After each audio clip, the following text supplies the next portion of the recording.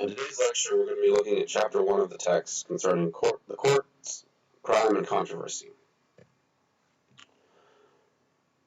The court system is part of the larger criminal justice system, which is made up of a large variety of agencies, of individuals. The police bring people into the system. The courts process them once they're in the system, and then if the courts determine that there is a need for a correctional sentence, it then moves on to the correctional system to handle that. So while the system is very interdependent, working with other aspects of the system, it's still quite fragmented in the way that it's operated, standards that it's held to in various aspects. It's also important to note that just because the system works together, the police, the courts, and the corrections, they're not necessarily on the same team. The goal of the police is to find out who did something, who committed a crime, and then bring that person to be reviewed by the court system. It's not the job of prosecutors to seek a conviction in every case. Their job is to serve the interest of justice. So they're not supposed to be impacting the way the other aspects of the system do their job. The other agencies of the system do their job. Just for a brief overview of the system that we have in the United States, it's a dual court system. The federal courts always superseding the state and local courts. Within each system, within the federal system, within the local and state system, there are very similar steps: trial courts, appeals courts, courts of last resort, or Supreme Courts, and in some cases can make their way through all levels, depending on the circumstances and the issues involved, all levels of both systems. It really just depends on the specificity of what's happening in a particular case. Some individuals that we'll talk about more specifically throughout the course of the semester, but just sort of bringing up their importance in this process. The prosecutors basically decide if a trial is going to happen. They decide who to bring charges against and what charges to bring. We also have the defense attorneys, who are there to offer the best legal defense for their client, serve the interests of their clients, do so to the fullest extent of the law. They're not supposed to do anything that breaks the law, but they are supposed to defend their clients as fervently as possible, and they're not supposed to judge them or what they are charged with. Judges serve several roles in the trial process and the operation of the courthouse. We'll talk about those in more detail throughout the course of the semester. The main thing that they do in the court system and the trial process is to decide matters that come up during a trial, and in some cases they act as the jury or imposing sentence. If an individual has waived the right to a jury and requests what's known as a bench trial, the judge will serve as the jury. Sometimes when a jury decides guilt or innocence, it's still left up to the judge to decide what the sentence should be. It really just depends on the crime that's committed and the jurisdiction where you're in. Also very important to the process, though not necessarily members of the courtroom group itself, because they're only there for their particular case, the defendants and the victims, and the various roles they play will be later discussed throughout the course of the semester. So we're going to look briefly at the steps in the criminal justice system process, and look at sort of how the court plays a role in many of them. First, a crime has to be committed. So a crime is committed. If the police then know who committed that offense, and are able to, they will then arrest the person, which brings them into the court system. After the arrest, sometimes bail is set by the court, sometimes it's set statutorily by what crime was committed in that jurisdiction. So the initial appearance can serve as a time to bring up bail. It can also be just a reading of the charges that are brought before an individual or being levied against the individual. Sometimes individuals will waive their right to an initial appearance, really even waiving the right to a preliminary hearing and some of the other hearings that take place before the trial process. If they know they're going to go to trial, or if they don't want a lot of media attention or coverage of the case, they might just sort of skip over those steps and move towards the trial process or move towards even towards a plea negotiation.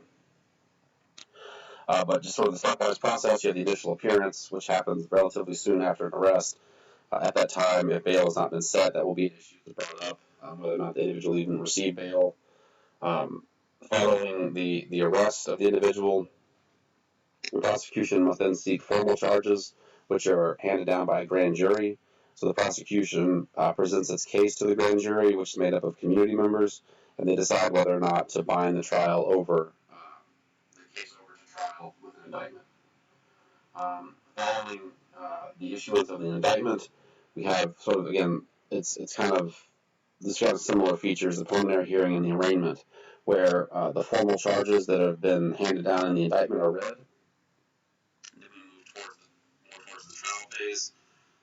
Discovery, the evidence that has been collected against the individual that was presented in at the grand jury is turned over to the defense. It's then up for the prosecution and the defense to make any kind of pretrial motions they would like to make, change of venue, exclusion of evidence, exclusion of witnesses, admission of evidence, admission of witnesses. It's really just a motion is made to gain some kind of legal advantage, whether that's for the prosecution or the defense. We'll talk more specifically about types of motions later in the semester. Then we move, and really this is sort of happening kind of behind the scenes at all points of the trial, is plea negotiations, where the prosecution or the defense, either one is offering one or the other conditions of settling the case, whether that's a particular charge, a particular amount of time. It can be very specific depending on the case. If plea negotiations are not made, we then move to the trial phase, which is the presentation of evidence by the prosecution and the defense, and then the jury or the judge, depending on what the circumstances are, make a decision about guilt. If the person is found to be guilty, then move to sentencing, which can happen immediately after the conviction, or it could happen in a separate sentencing phase. Again, it depends on what the charge was the individual was convicted of, and what the law is in that area. Following a conviction, you have the right to appeal the ruling. That's done typically either to in the state level case, to the state appellate court or the state Supreme Court, again, depending on the circumstances, depending on the individual offense. For instance, in Georgia, all death penalty cases are immediately appealed and automatically appealed by the Georgia Supreme Court. So again, it just depends on specific nature or whether or not, or of which court will hear a particular appeal. It's also important to note that there's sometimes the difference between what actually happens in practice in the criminal justice system, really all three phases, police, courts, and corrections, and then what it says in the best practices books.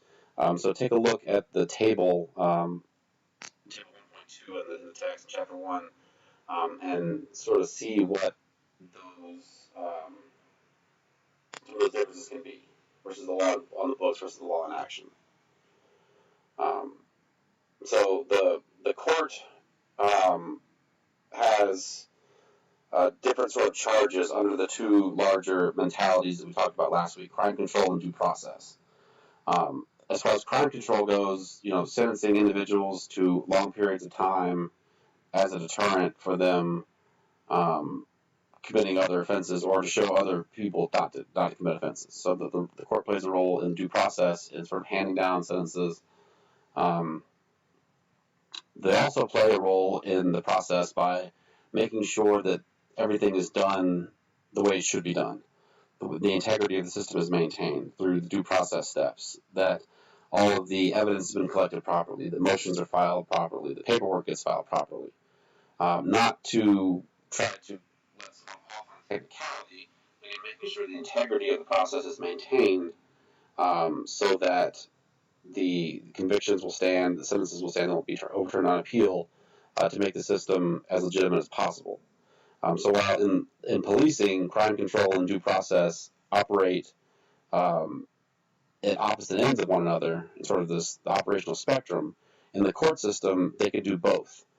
the court can be prepared to hand down a very stiff, severe sentence under a crime control model, but at the same time, they have to make sure that everything is done properly to maintain the integrity of the system and the due process model. So it's slightly different applications here than in other aspects of the criminal justice system. So that's all we have for Chapter 1. Make sure to watch the other videos linked, go over the other chapters and PowerPoints for this week, and make sure you do everything else on the to-do list.